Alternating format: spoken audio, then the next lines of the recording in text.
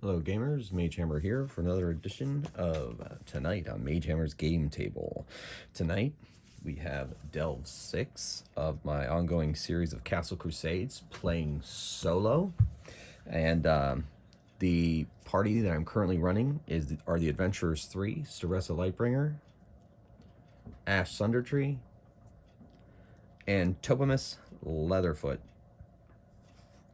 For those of you watching show, I'm not necessarily going to reiterate what happened last episode. Let you go and do that. Just know that these two, for whatever reason, I'm not going to give any spoilers, have gear that they need now. We'll leave it at that. Okay, to go adventuring. So a couple of months have passed, and it's been kind of a dry spell. They spent all the money that they've received for their various missions that they've gone on for people, and a aging dwarf approaches them, having heard of their exploits. And he says, he welcomes them. I am Thorbar Steelshield. He's an ancient dwarf, very old, probably on his last legs. And he says to them that he would like to hire them for 200 gold pieces each to find two parts of a family heirloom, the Hammer of Kathor. Sundered by the Steel Shield clan's enemy after an inter-clan feud that ended with the Steel Shields exiled to the surface. The other clan, the Anvil Hammers, have since passed on. They no longer exist, but the Hammer's head and haft are said to be in two separate delves that used to belong to the Anvil Hammers, but now stand empty. Monsters, of course, have moved in. There may be traps. There may be various things in that dungeon to keep people out. Now that the Anvil Hammers have moved on, their line is ended, but their delve remains. So the party must restore the hammer to its rightful owner, Thorbar Steelshield. They have accepted this mission. They get 100 gold pieces for bringing the head back. They get 100 gold pieces each for bringing the haft back. And it'll be on Thorbar to put that hammer together to create and to finally bring his family's legacy to rest. Okay, so we're going to begin with this card, random. This is the Ace card. Those of you that have been watching know that I use Axebane's Deck of Many Dungeons. I ordered some more cards. I should have them about a month, and it will add even more randomness to my delves. So I'm pretty excited. Already got the quest idea. So they go down the stairs into the halls of the Anvil Hammers, which of course are located in the Helm Hills outside of Hawktree. So they enter in, not much going on. They have a left or the right. They're gonna go left. So they go left. And they are still first level, so that would be no trap if I were to roll. This is roll D4 and add player's level, so what kind of trap we got? Well, since they are first level, that would only be a 2. And, oh, wait a second. Ooh, it could get to a 5. It could be a pit trap. Ooh, I was doing my math wrong on that. Well, let's roll and see. 4, 5, yeah. So it's a hidden pit trap. They're not necessarily being really careful, and Staressa is leading. So as they come around the corner here, they see some spilled blood, and boom, she's going to fall into a trap. So what I'm going to do is I'm going to give her a chance to save herself from falling by catching the edge of the pit. I'm going to give her, she's going to make a dexterity attribute roll. Dexterity, I believe, is not a prime for her, so the base of this is going to be 18. It's a straight up pit trap. I'm going to just leave it at 18, challenge level 0. But she gets +1 to this roll, so she needs a 18 or so she needs to roll 17 or higher, and she rolls a 1. Okay, so she falls in the pit trap. It's a 10-foot pit. She takes 6 damage. Oh my gosh, right off the bat. Oh my gosh. So they easily throw a rope down to her because my characters have traveler's packs. I borrowed that from 5th edition, I think it was, or maybe it was 3rd edition when they first introduced that in D&D, and I've added it to my Castle Crusades game here. You know, they have traveler's packs that has all the usual stuff you need: torches, flint and steel, rope, you know, all that kind of stuff. So they have some rope. They put it down. They pull her up easily back up. Now, as a paladin, she could lay hands upon herself, but I do actually have, somebody has healing potion. I think they still have one left. It should be on their character cards. Equipment, Traveler's Pack, Hallucinable, Healing Potion. Yes, it's actually Staressa who has it. So she is going to drink that healing potion. It's the equivalent of a Cure Light Wounds. Cure. And she rolls an 8. Excellent. So she is back to full. And they had to use a resource, but at least they're better prepared for whatever comes their way now, with Staressa fully healthy and still actually has access to her Lay on Hands ability. Well, they go around the corner and see what comes out this direction. Okay, come around the corner. And they're at a door. Tobin's like, shh, let me listen. So he's going to make a listen check. I'm going to make that, I'll make it wisdom. Ooh, that's horrible. Oh, well. Oh, this is bad. He's got like a -1, so he's rolling 19. And he rolls a 2, so he doesn't hear anything. He's going to investigate the door, see if for some reason it's locked / trapped / whatever. This, however, is a prime, so it starts at 12. And then I'm going to add a challenge level of, it's a pretty basic door, so he's just looking for traps. If there is a trap, I would add challenge level secretly, but since there is no trap, it's just a 12 to see if he thinks that there are traps here. He gets +2 to this. He goes a 5. Well, he's off to a banner start today. So he, I'm gonna get a die that shows up better on the, here, let's do this. He's off to a banner start on the night. So he doesn't hear anything, doesn't think there's any traps, and he realized that the door is not unlocked, so they open it, and revealed are some monsters. All right. All right, so find my random table here, give them a roll, and we'll see what lies beyond that door.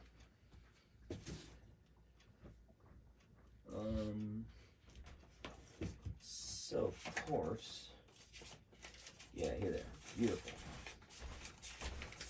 Of course, they're gonna have to be very careful because they've got their butts kicked the last time they went into a second class they went into a delve. So let's see what happens this time. Let's see what awaits them on the other side of the door. They're gonna have to remain cautious. So let's find out. All right, red is dark. 60. So they open the door and there is that. Wow, okay, let's check that out.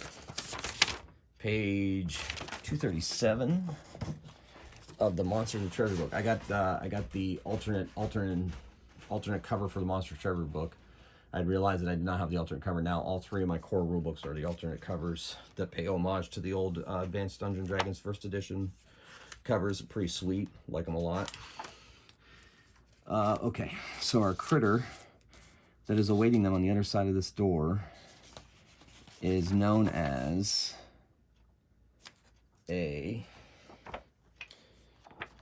that's right, ladies and gentlemen, ogre rat. Okay, so here's the picture in the book.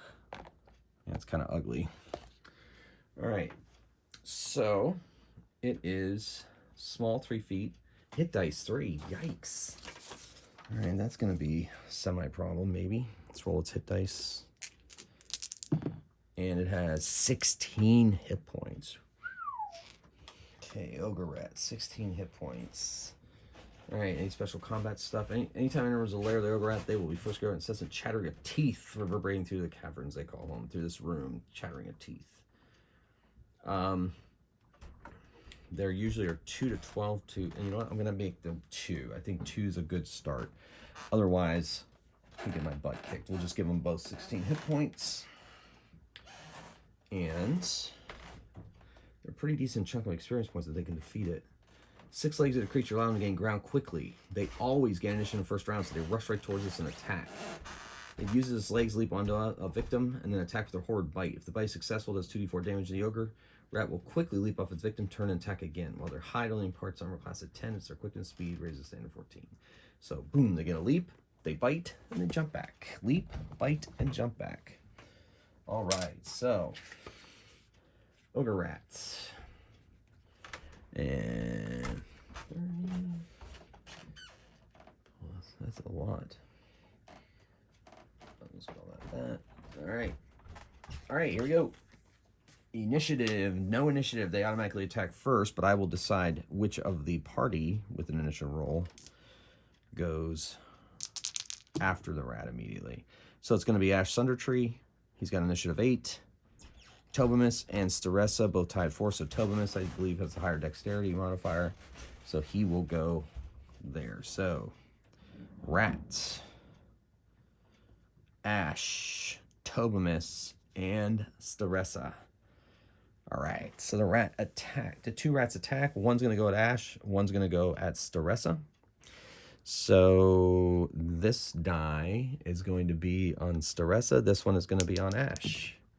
Both of them miss because they have +3 to hit. So 10, 8 because they're 3 hit die. So Ash thump punches downwards on his ogre rat. He has a +2 to this attack. He rolls a 5 and misses. And then Staressa, or Tobimus, he is going to use... He probably figures there's no sense sneaking up on them with their increased senses. So he's going to back up and fire his ever-loaded crossbow at one of the ogre rats, the one that is on Staressa. And he hits with a 20. That does a d6 damage and 5 damage on an ogre rat. Nice. And that was on the one that was fighting Staressa. And then we have left Staressa herself. She brings a Morning Star down on her ogre rat, and she misses. All right, now we roll initiative as per normal because the first round is over. So the rats recover 3. Ash. It's going to go Ash, Staressa, the rat, ogre rat, and then Tobimus. So Ash punches his again. This time he gets a 12, and that's not enough to hit the nimble ogre rat. Now, the combat explanation says they have an armor class 14, but the ogre rat actual stat says 13. I'm going to go with 14 because that's what, that makes sense. It's quickness. So he misses by 2. Staressa Morning Stars hers. 11 and 13. So technically, if I'd followed what's up in the ogre rat, she would have hit. But unfortunately, I'm following what's in the description, and it doesn't. I'll have to check that typo at a later date. The ogre rat's attack. Staressa is critted, of course, and Ash is hit as well. So a crit in my game is using the one of the options from the Castle Keeper's Guide is maximum damage, which is 8 with a 2d4 damage. So that's 8 plus a d4. Oh my gosh, 4 more. 12. That puts Staressa down to -1. Oh, all right. It's going to be one of those nights. And then Ash is hit for 2d4 damage. And he takes 3. So he's down to 12. All right. Don't know if we have any other healing potions written down. Can't remember. I didn't have them by any that I know of. But, I remember what I was going to do. Okay. I can come up with that later. All right. So, in the meantime, Tobimus fires off a crossbow bolt, the one that just took down Staressa, hits armor class 12 and just misses. Flies over the rat's head. Staressa is down. So that brings us to initiative. All right, so Ash again for all the good he's been doing. Tobimus, and then the rats. I guess the best thing to do is to try to take the rats down, ogre rats down. Tobimus could try to drag Staressa away. She's pretty heavy. His strength is fairly decent, but if he does that, what is he going to do? She seems to be just kind of unconscious. Try to revive her, but she'd still be at 0 hit points, and she just could crawl and do nothing. So they're just going to keep on fighting for now. Ash, punch, punch. Man, he's just falling shy. It's driving me crazy. How many 10s can the man roll? Tobimus crossbow, 16 hits. Same one he's been working on.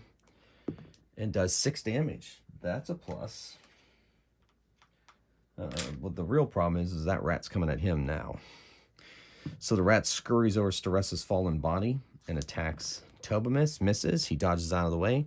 And the other ogre rat that's on Ash attacks and misses because Ash has an armor class of, oh my gosh, it actually hit 12. I thought it was higher than that. It isn't. He has been bitten again by an ogre rat. 4 damage. All right. Things are looking desperate. All right. So Tobamus has to whip out his short sword and attack this round. So here we go. Initiative. All right. Tobamus. 10. Ash 9. And the ogre rat 5. Tobamus stabs with his short sword. 18, 19. That's a hit. Does a d6 plus 1. 4 damage. And so close. Ash, since they're fighting side by side, notices that Tobamus's ogre rat is like on its last legs. So he's going to kind of, without disengaging from his rat, manage himself to get flanking on the one fighting Tobamus and attack that one instead, which gives him an additional +1 to hit. So he's got +2 to hit. Shoot. 13. Man, I guess I wish I would have read that description. I'd be hitting every time, but unfortunately, that's not the way I roll. All right, so the rats attack. Miss Tobamus and unfortunately hit Ash. So Ash is bitten again. His opponent is apparently very tenacious. 7 damage takes him down to 1. Ooh-wee, I feel a rest coming on. All right, so holy moly. Oh, wait, get rid of that. All right, 10 for Ash, 7 for Tobamus, 5 for the ogre rats. All right, Ash strikes down with his fist, completely misses. In fact, he stumbles into Tobamus as he tries to, yeah, because he's trying to flank, he's getting a flank bonus on Tobamus's rat, and he stumbled against Tobamus. It's going to give Tobamus a -1 on his attack. Tobamus crits, though. Crits, automatic 20. When I'm using the crit rules out of Castle Keeper guides, 1s are missed, 20s are an actual hit. That's not the rules as written in Castles Crusades. That is an option from the Castle Keeper's guide, but that's amazing right now. So he kills his. It only had 1 hit point left, but there's 1 ogre rat left. The other ogre rat is now on the ground with Tobamus's short sword sticking in the top of its head as he whips it out. Blood flies off of it, and then the rat attacks Ash. And hits. Oh no, Ash goes down. Ash is down. Ash is down. Oh my gosh. What are we going to do here? What are we going to do? Whew. All right, so he takes 7 damage. So that puts him at -7. Ooh. Ooh, -7. That's an extra problem. Because I think -7. I think that he might be bleeding. Let me double check. He's going to have to get stabilized if that's the case. All right. Combat, combat, combat. Yeah. All right, so if he's bleeding, the plan is we got to take out this other rat so that Tobamus can try to bound his wounds and stop him from bleeding out. But let's see. Let's see where we're at here. So we're looking at hit points, damage. All right, -7 and -9 hit points. Character monster mortally wounded, lose 1 hit point per round after reaching -7. Yes. Aid administered to the wound stops the hit point loss, and that takes 1 full round. Whew. All right. This is rough, man. So rough. All right, so he's at -7. He's bleeding out. It's chaos everywhere. So Tobamus does not win initiative. Of course he doesn't. The other rat moves towards him because the rat's moving. Ogre rat's moving towards anything that is still moving. It bites and actually hits Tobamus. Of course. Watch, he's going to roll 8 damage. He does not. He only rolls 3. Tobamus is in a lot of trouble here. So Tobamus attacks and does hit it with his short sword and does 3 damage. But this was a healthy ogre rat. Now it's a wounded ogre rat, which I don't know which is worse, really. Okay. So, ogre rat, let me in. All right, here we go. Initiative. Ogre rat 9, gonna attack again. Tubwim is 3. It's getting ugly. Ogre rat crits! Oh my gosh, no. No. That's 8 plus a d4. That's 12. Oh my gosh, that's like -8. He is also bleeding out. Oh my gosh. First encounter, they all go down. I guess I should have kept it at 1 ogre rat. Well, hindsight, it's 2020 and all that. Well, should we Deus Ex Machina this? All right, so what I'm going to have it do is it's going to go over and eat its companion. While it's eating its companion, Staressa's eyes flutter open at 0 hit points. Now, I know the rules say that you can't do anything but maybe crawl or move extremely slowly when you have 0 hit points. But while that ogre rat is making a feast out of that, she is going to make a charisma save to channel her willpower to be able to lay hands upon herself. So I'm gonna have her at 0 hit points. If she can channel this power, that will put her at 2 hit points. All right, we're gonna go for it. I think it makes for a dramatic thing, and I'm making a test, so I think I am justified in doing so. All right, here we go, Staressa. Oh, so she has a charisma 12. We're just gonna make it 12, and she gets +3 to this roll, and her level +4. 10. She doesn't make it. She's not able to channel her will, and that leaves her exhausted and unable to do much. She's afraid to move now at this point, because if she does, she may direct the attention of the ogre rat. So, what to do? All right, and so far, Ash Sundertree has lost 3 hit points, so he is down to -10. My house rule, and it's not in the Castle Keeper's Guide, it's just one that I made, is if you go to -10, but if your Constitution score is higher than 10, you go to your negative Constitution instead. And so he is currently a -10. That does not kill him as per rules was written. His Constitution is actually 17, so he has 7 more quote-unquote rounds to get where he's going. All right. I'm going to try to have Staressa force her will once again, but this time it's going to be with a challenge level of 1, because she's already tried once, so she needs a 13, and she gets to add 4 to this roll. She gets a 19. She does it. She cures herself 2 hit points with her lay on hands, and now she needs to figure out what to do. So she's going to get a surprise round on the ogre rat. She's going to rise up with her morning star and try to smash it in the head. So she does so. She has 2 hit points. What is she going to do? What is she going to do? She rises up by the power of Palin and tries to jam, and she rolls a 7. Still a little weak, apparently. Still a little weak. I'm going to give her a +1 for the surprise. That's still +3. She misses. And the rat now, she has the rat's attention. That's another hit point for our boy Ash. So he's at -11 right now. Tobimus is, oh my gosh, what was Tobimus? Tobimus was horrible, right? Wait, Tobimus? Okay, so Tobimus has a Constitution 15. He took up to, I think he had 12 damage.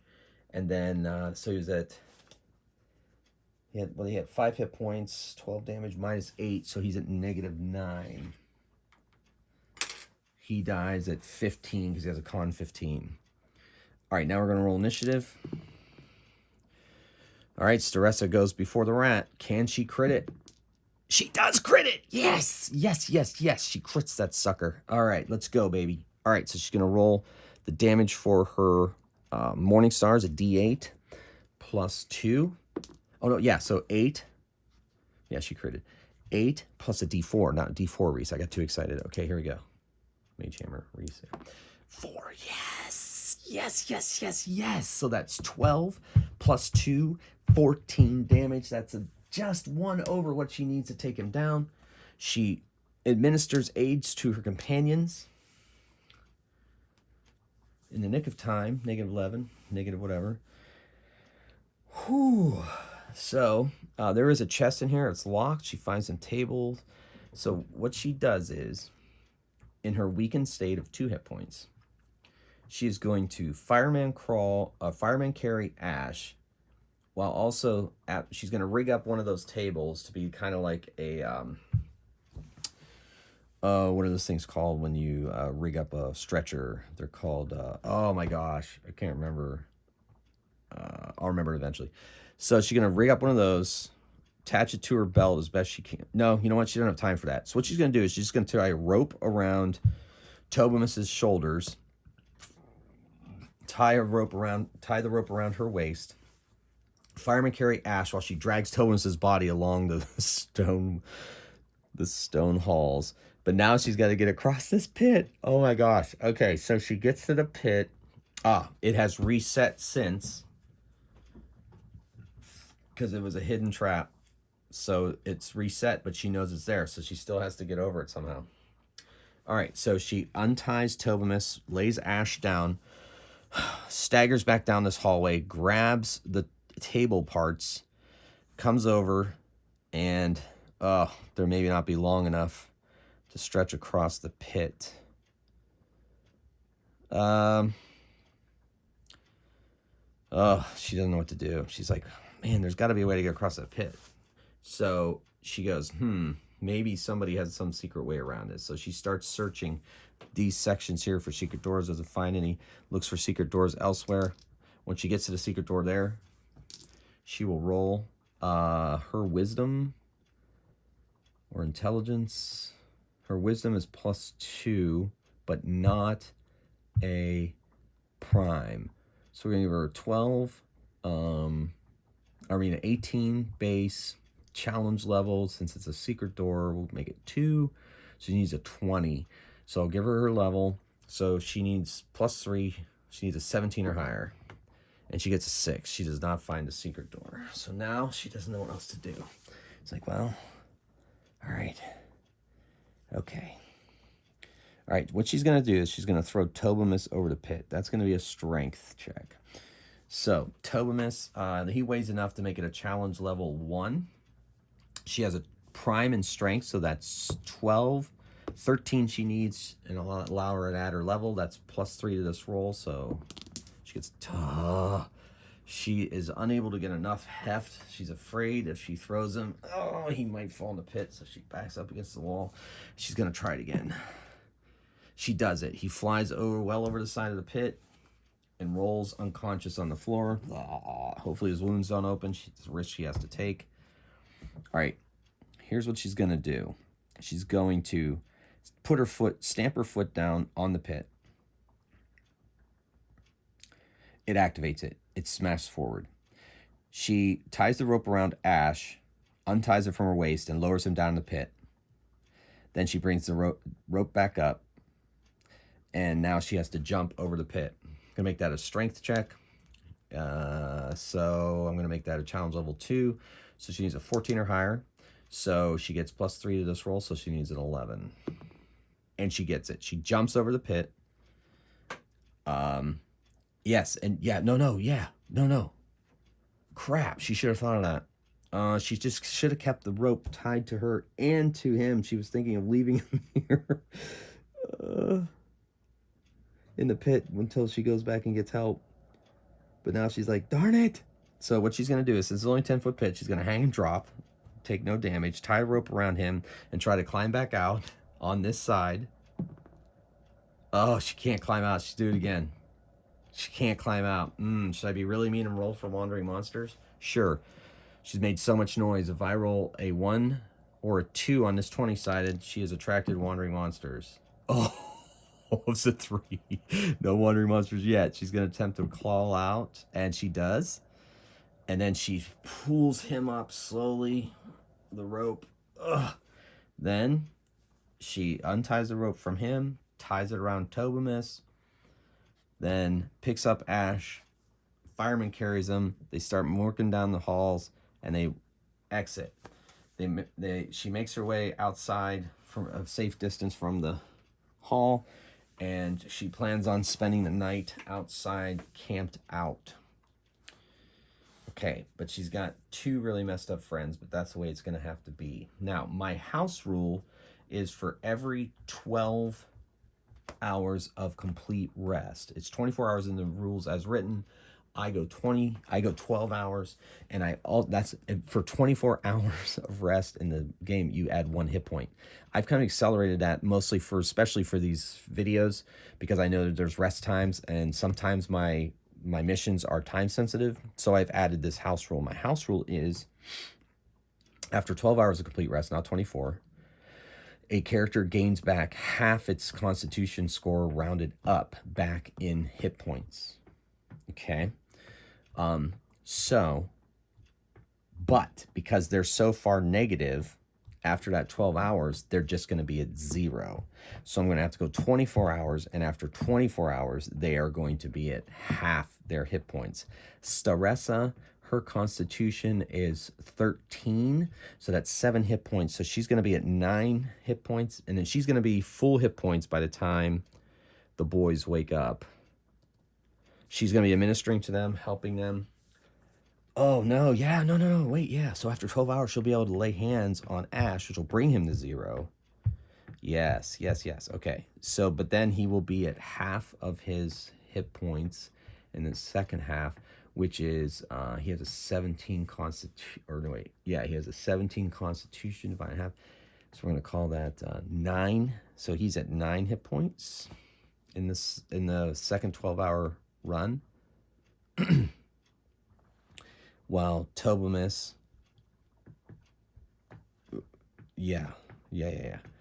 So he's at 0 in that. Wait, so 12 hours, he goes to 0.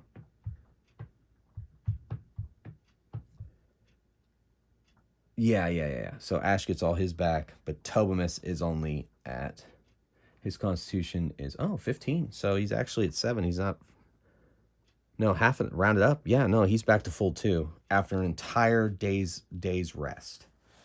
They're back and ready to go back into the delve.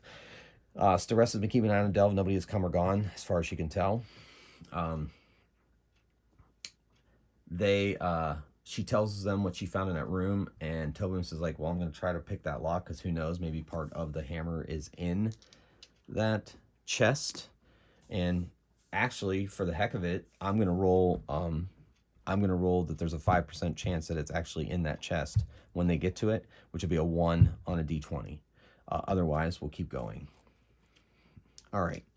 So they are rested. They have their abilities.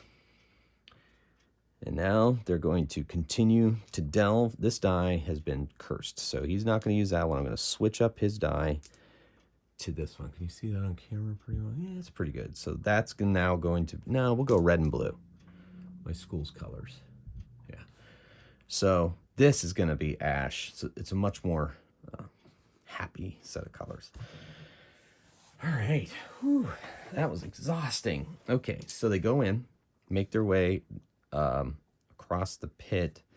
The way they're going to get across the pit is they're going to activate it. They're going to climb down and climb back up.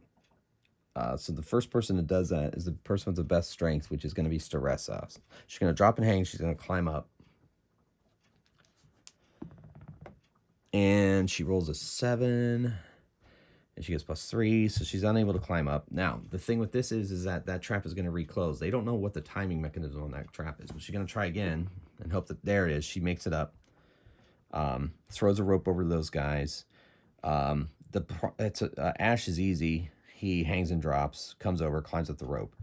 Now Tobimus, and Tobimus goes with him and holds onto his shoulders. Yeah, that's the best way to do it instead of trying to do the rope stuff. So they manage to get across the pit over on the other side.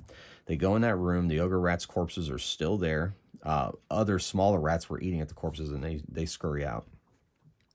So Tobimus looks at the lock, says, "Ooh, that's a very hard lock." So it's going to be a challenge level 6. So as a halfling, he gets to open locks. I don't think he gets an additional plus to open locks for being a halfling. So it's going to be a base 12 because it's a dexterity, primary attribute dexterity. So that's 12. And challenge level 6, so he needs an 18, and he gets a +5 to unlock this lock. 13, 18, does it.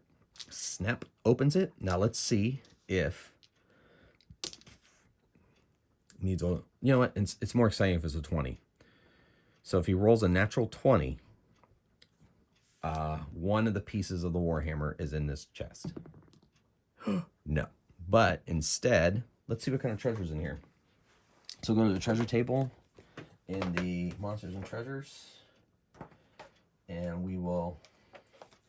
Now the ogre rats, they don't really have treasure, I don't think. I'm not even going to check.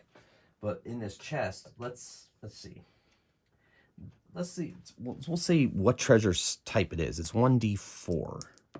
2. Treasure type 2. So treasure type 2 is 55% chance there is gold. 87. There's no gold in there. Okay. See if there's any gems. Nope.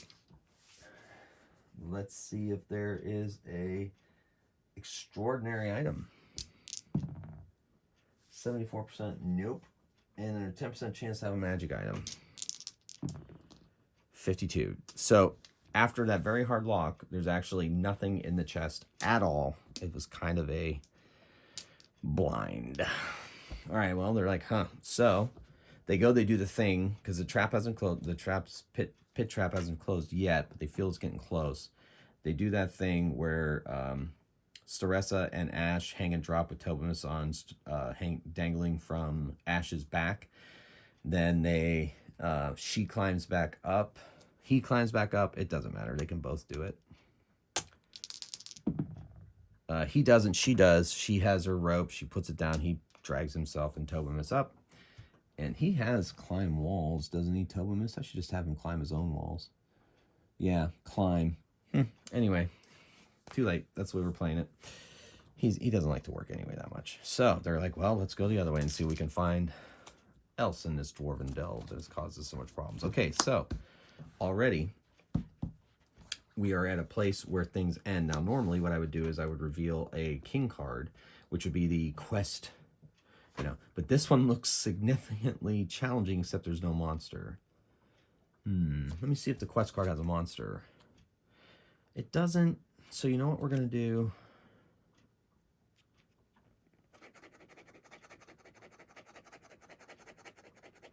Yeah, no, I like this better. I like this one better than the king I drew, but we are going to make sure there's a monster in it guarding it.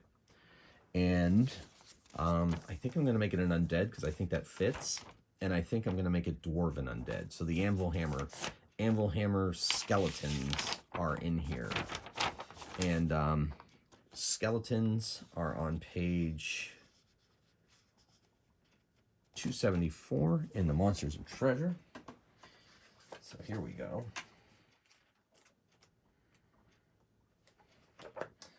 Skeleton, but since they're dwarf skeletons, they're going to attack with weapons. Give them warhammers, so that's a d8 damage. And they are going to, I'm going to give them more hit points than usual.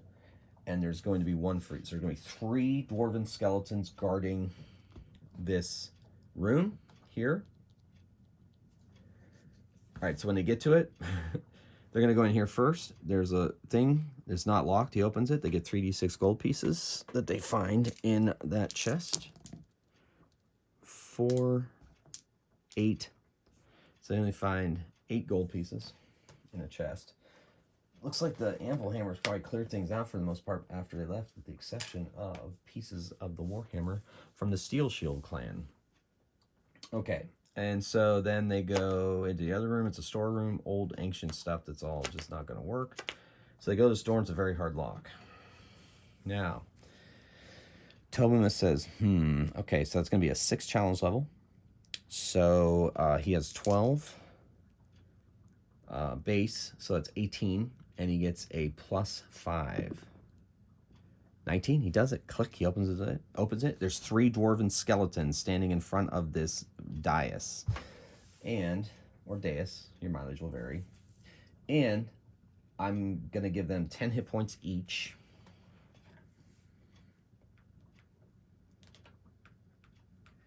So 10 hit points each.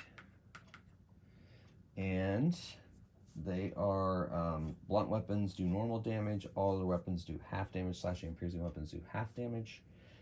And they do D8 damage. So this is going to be tricky. Staressa cannot do undead yet. But no one is surprised. And there are 3 of them in here. I'm going to count the Morningstar's bludgeoning damage as well. So Ash and Staressa are doing bludgeoning damage. So they're doing normal damage. And the weapons that Tobamus is stuck with will be doing half damage. And here we go. Initiative. Staressa gets a 6. Ash gets a 9. Skeletons get a 1. Tobamus gets a 4. All right, so here's what's going to happen. Tobamus is kind of out in the hall, so I got a plan. All right, so boom, Ash he's going to charge one of the skeletons. So he can move up to double his normal damage. He's going to go after the one that's over here by these stairs here. And he is going to hit it. He gets a +2 to hit it, but his armor class is reduced for 4 for the rest of when they attack him. But he thinks it's worth it. So he goes in, attacks. He gets +2 to this attack with his fist. And he hits, they have armor class 13. He hits armor class not enough. So that's 10. So he misses. So they're gonna be able to, he's still, staggering around a bit. Staressa moves up on the one on the right in the middle and attacks it. She hits it quite solidly. D8 +2 3 damage. Great. Of course. Tobamus is going to try to sneak. And since they're undead, all right, he's going to try to sneak. He moves half his movement. He goes that direction there. We'll see if he was successful. Nope, skeleton moves towards him and attacks him. And the skeleton hits armor class 12. And that is not enough to hit the rogue. Then one of them attacks Staressa, the one she attacked. It hits her. It does 1d8 damage. It does 4 damage to Staressa, so she's at 7. Then the other one attacks Ash and misses. Excellent. Let's roll some initiative. Oh my gosh, Tobamus is just so thrown off that he tried to sneak around. They actually saw him. He's very disappointed. He's just slow to react. Ash tries to punch his. Oh wait, they had +4 to hit him. Ash, no, they still missed. It was low, single digit. So Ash punches the one that's in front of him. He does. He hits armor class 13, which is enough. He does a D4 +1 damage.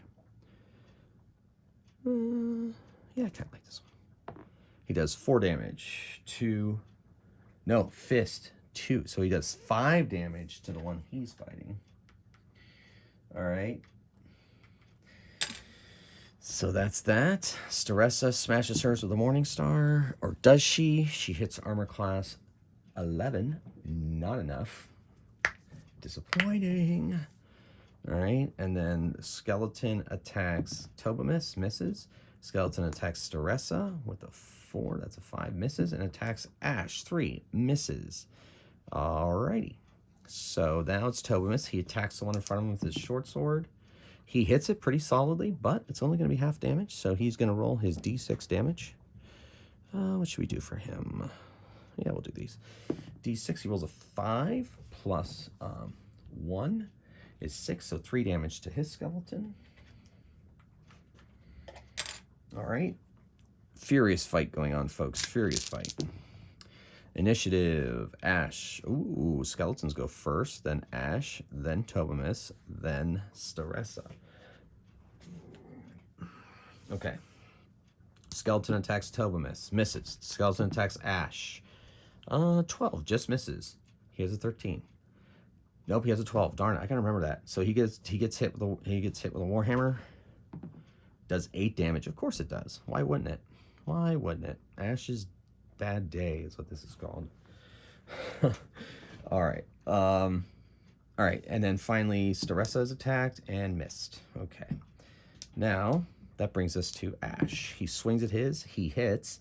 And he does a 1d4 +2. 5 damage. It's normal damage because it's bludgeoning damage. His is almost down. Oh no, his is down. Boom. His drops. He moves over behind the one that's fighting Staressa. Because it came out through here, he's going to go behind it so he can get +2 to attack with a back attack. So that's his action. Tobimus stabs at his. He hits armor class 12, which is not enough. They need a 13 to hit these things. So he has to dodge out of the way of the attack on him. Staressa attacks. She hits hers pretty solidly and rolls a 5 +2, 7 damage on hers, which drops it. It goes down. So the only one left is the one on Tobimus. She moves over to attack it from the flank, so the next time she's going to get a +1 attack. We're going to roll initiative. And here we go. Holy moly, Staressa, she's, yeah, so is Ash. Like, we're going to take this guy down. Go down. All right, don't hurt our little halfling buddy. All right, so Staressa attacks. She misses. Ash attacks. He hits, smashes it 1d4 +2, 3 damage, not down yet. And then Tobimus is like, I've had enough of you, boneface. And he attacks, 6, misses. Way to go, Tobimus. And the skeleton attacks him, misses completely, and drops his warhammer. So he's just going to go with his claws from now on. That's going to be a 1d3 attack. 1d4. We'll call it 1d4 because they're claws, bony claws. All right, in the meantime, we do initiative. Staressa, Ash, and Tobimus, and or the skeleton and Tobimus. Now she's coming out to flank, so she gets an additional +1, so she's hitting on +3. She misses. Ash came around back, so he's going on +4. So he hits this time, and +4 +2, 6 damage. That's enough to drop the final dwarven skeleton. The final anvil hammer skeleton drops to the ground. His old ancient rusted armor tattered. A ripped tabard that still has the clan image of the anvil hammers on it. Well, this has got to be the place. So they go up, and believe it or not, the chest is not locked. They just hoped that the undead guards were enough to protect it. And inside, they find quite a bit of treasure. They have 70 gold pieces. Woohoo!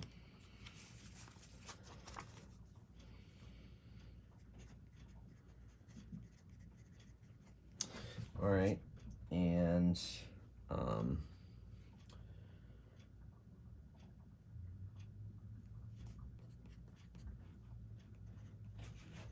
okay, so what did I say? Yeah, so 70 gold pieces. And they have 300 silver, which if we convert that into gold, that's 30 gold pieces. So basically that's 100 gold pieces they got in each of their venture there. All right, and they got, let's see if it's the head or the haft. 1, 2, 3, 4, it's the head. 5, 6, 7, 8, it's the haft. It is the head of the Hammer of Kathor. Gained head of Hammer of Kathor. Now I'm going to let Staressa carry that. And they turn around, they leave this place. It was a very small delve. It must have been like a anvil hammer way station or something. They're not going to go back and report to their employer yet. They're going to go find the haft. He has provided them with maps to all the anvil hammer delves. And so what I think I'm going to do is I'm going to say there's 4 anvil hammer delves. This one had it in it, and we'll roll randomly to determine whether the next one they actually go to on the map has the haft in it or not. I'm going to give them experience points for overcoming that pit.